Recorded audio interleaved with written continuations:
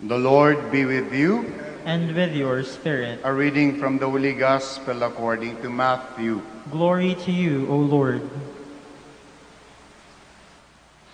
At that time, Jesus exclaimed, I give praise to you, Father, Lord of heaven and earth, for although you have hidden these things from the wise and the learned, you have revealed them to the childlike. Yes, Father, such has been your gracious will. All things have been handed over to me by my Father. No one knows the Son except the Father, and no one knows the Father except the Son, and anyone to whom the Son wishes to reveal him. Dear friends, the Gospel of the Lord. Praise to you, Lord Jesus Christ. Please be seated. For a while, gandang umaga po sa inyong lahat. Today we celebrate the memorial of the Franciscan religious Saint Bonaventure. He was also called Seraphic Doctor because of his deep love of God that is reflected in his writings. He was the head of the Franciscan order and he became a cardinal. Dami niyang titles. No? But did you know that the original name of Bonaventure is not Bonaventure? He was named Giovanni di Fidanza. Yung pangalang Bonaventura, which means, by the way, good luck, no, was given to him by Saint Francis after Saint Francis cured him from a life-threatening disease. So, nung gumaling siya, sabi ni Saint Francis, Bonaventura, no? Good luck. No?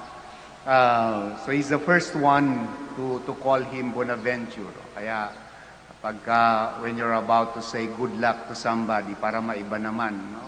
Gamitin nyo na yung pangalan na Bonaventura. Medyo kakaiba, no? Bonaventure. Good luck. But I'm very sure it will be Bonaventure who will say that it's not luck. It is grace of God. Hindi swerte, grasya ng Diyos, kung ano man ito. A characteristic of this rock star theologian of the medieval period is that he shies away from positions. He shies away from titles. In fact, one of the stories told is that when he learned that he will be given the title cardinal by the Pope, silently escaped out of Italy. Kaya lang sabi ng Santo Papa, Bonaventura, balik. Wala siyang magawa, no? Because of obedience. So on his way back to Rome, he rested in a convent where dun siya inabutan ng dalawang papal emissaries to give him the cardinal's cup. At nung dumating yung dalawang papal emissaries with the cup, with the cardinal's cup, he was washing the dishes. So sabi ni Saint Bonaventure, put the cup, sabit niyo muna yung cup na yan. It is a symbol of prestige, a symbol of authority, a symbol of responsibility, no, in the Catholic Church. Sabi niya, naghuhugas ako ng pinggan, isabit niyo nga muna yan, no? At magantay kayo. In other words, hindi siya, he is not so much, no, into position of power. So with a kind of the sorrow, no, because he will be given again another position, he took the cup out of obedience to the Pope. No? So the doctor of the church washes dishes. No? The seraphic doctor has his feet set firmly on the ground, even if he was meditating and reflecting on heavenly things, on something very profound and very deep, yung kanyang paa ay nakaapak sa lupa. Indeed, siguro talagang true knowledge and wisdom resides only in a humble person. Ganun, very humbling kasi, no? Perhaps the reason is that the more Saint Bonaventure and all the other doctors of the church reflect and deepen their knowledge of reality, of the nature of things, and of God, the more that they realize that they know little. And this is something that is very humbling. I know we are very lucky to have professors who would always remind us na kapag ka medyo yumayabang-yabang na, nalalagay na sa iba't ibang position of power and prestige, no, would always remind us, it's not forever. You go up, you have to go down. Meron pa ngang laging nagre-remind sa amin, be careful.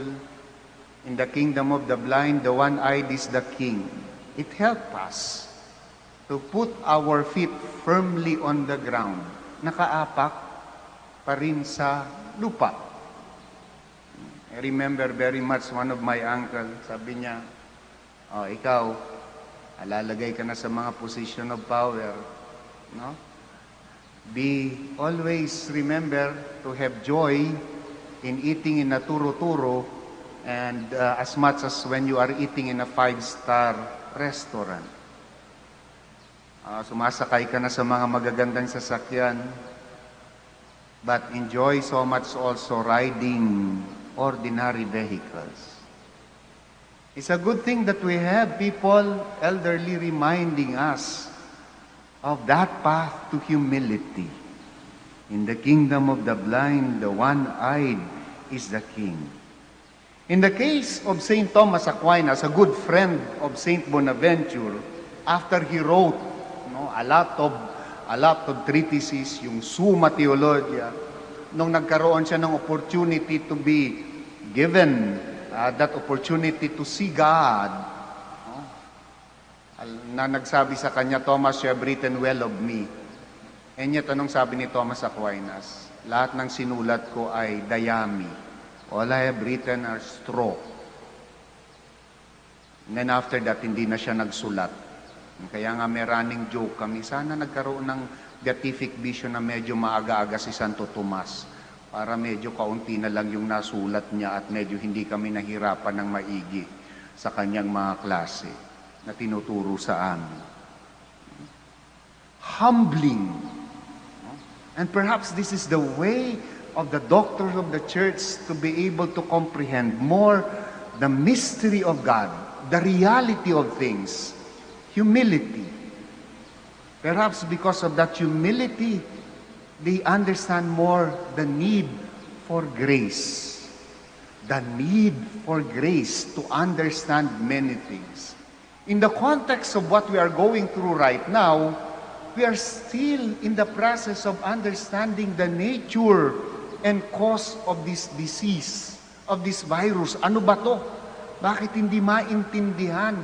So that when we understand it, we will hopefully be able to find the vaccine, the cure, and put an end to this pandemic. But until now, we're still groping in the dark. Humbling, with all the cutting-edge technology that we have, with all the computers, the fast computers, with all the discoveries around us, with all the bright persons around us, geniuses.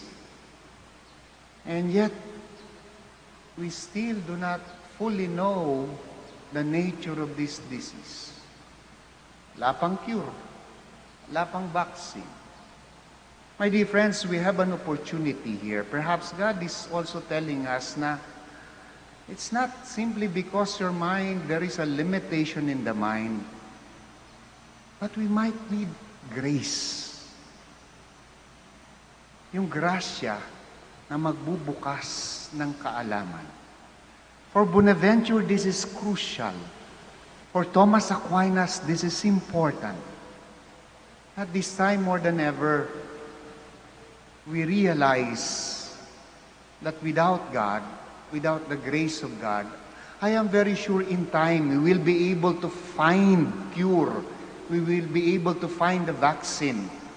But hopefully, by the grace of God, we find it a little bit faster than the phase that we are doing it right now. So that we are able to go on with our lives, with courage again.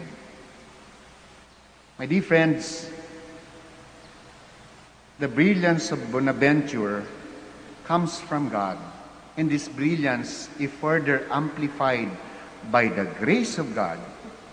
Perhaps the reason why Bonaventure was able to understand more deeply is because he was humble enough to include God in his search. Include God in our search for the cure of this disease. In our search for the cure, we do not only simply need our best minds, we also need our best ally, God. We can say Buenaventura in our search for the cure for this disease. Good luck in our search for the cure. But even Saint Bonaventure will say, not luck, but the grace of God. Ang buenas na uubos. But the gracia, the grace of God is always sufficient.